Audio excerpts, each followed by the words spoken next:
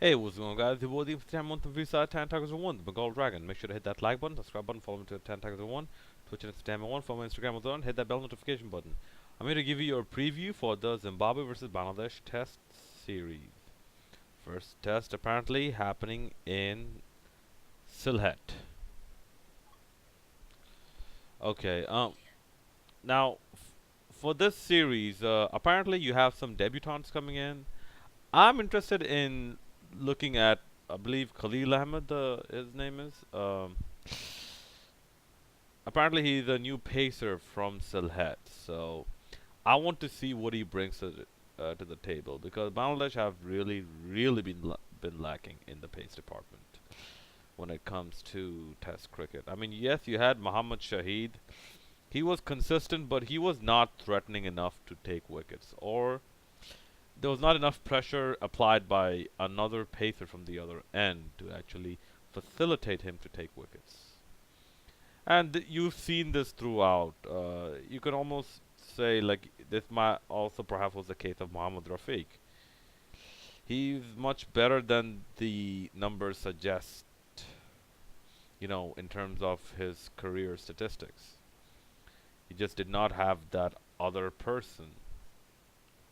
But apart from that, yes, you're not gonna have Tamim Bai, you're not gonna have Shakib Al Hassan, but yeah, you're gonna have some other people, and yes, I know there has been some issues raised with the exclusion of Tushar Imran, and I'm right with you over there.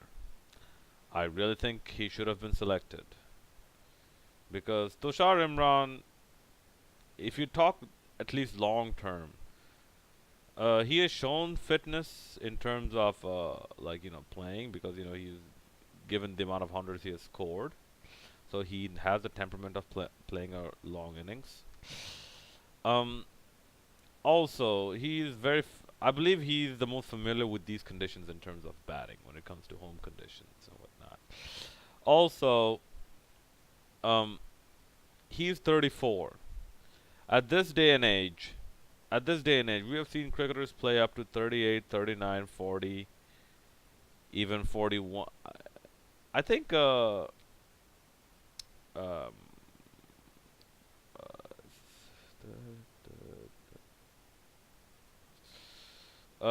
Sachin Tendulkar played around till he's 40 or 41 years old, so I don't think the age should be an issue. Because 3 years at least till it's 37, 3 or 4 years is a long time.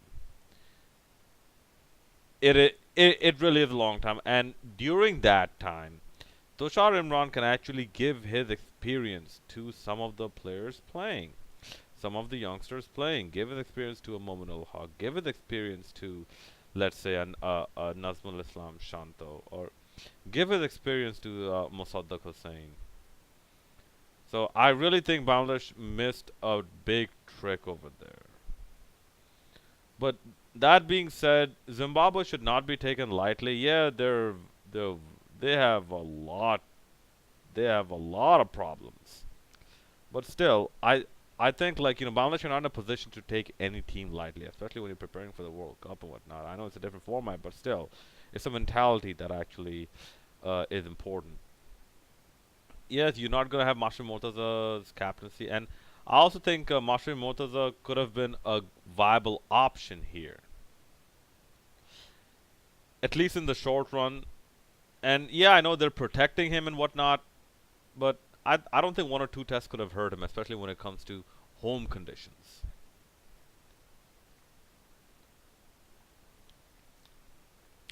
That being said, since there has been a test match actually played in Sylhet before, so it'll be interesting to see what the wicket actually offers to both bowlers and batsmen.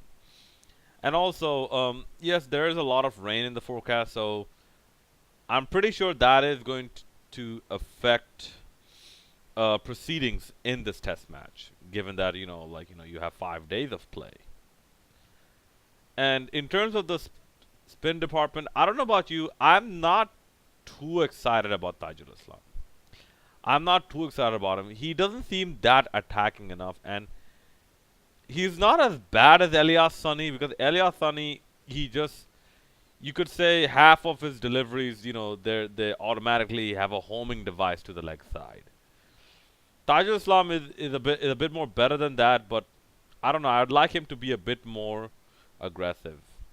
And also, I think Bangladesh could have actually picked a leg spinning option because it's about damn time Bangladesh actually does something with the leg spinners.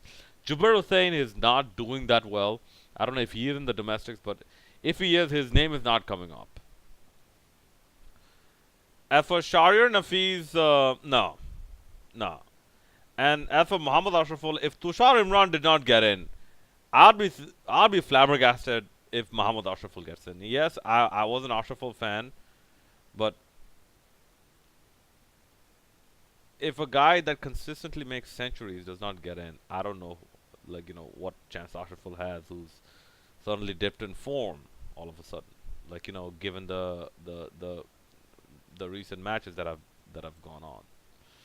That being said, you could expect people like Mushfiqur Rahim and Mahmudullah and whatnot to anchor, you could say, a teetering ship, if you will.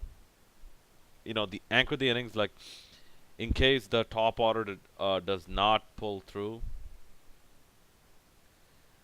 And on top of that, I'm basically expecting, in terms of outcome, Bangladesh to actually win this series either 1-0 or 2-0. I don't think the series is going to be drawn. Unless you have rain affected games, I don't think this series is going to be drawn. And if you have at least one match where you have an outcome, I think Bangladesh are going to take the outcome before Zimbabwe takes the outcome. As for Zimbabwe, I would say Bangladesh to be wary of Kyle Jarvis,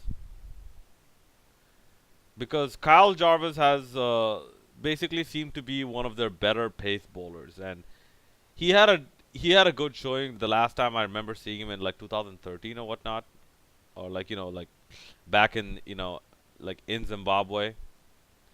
So if there's a good enough amount of assistance for the Pacers early up, I think Kyle Jarvis is the one that's going to cause the most damage initially.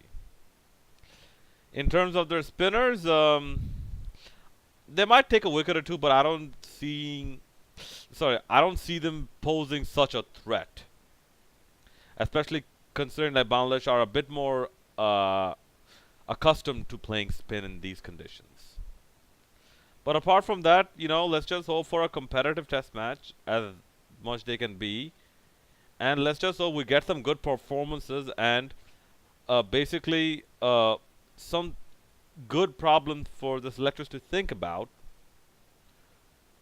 moving into the upcoming West Indies series, which I believe includes three ODIs, T20s, and two test matches. All right, that's about it. It's just a short preview video.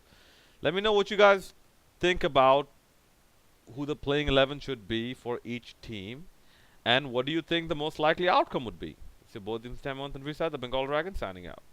Make sure to hit that like and subscribe button.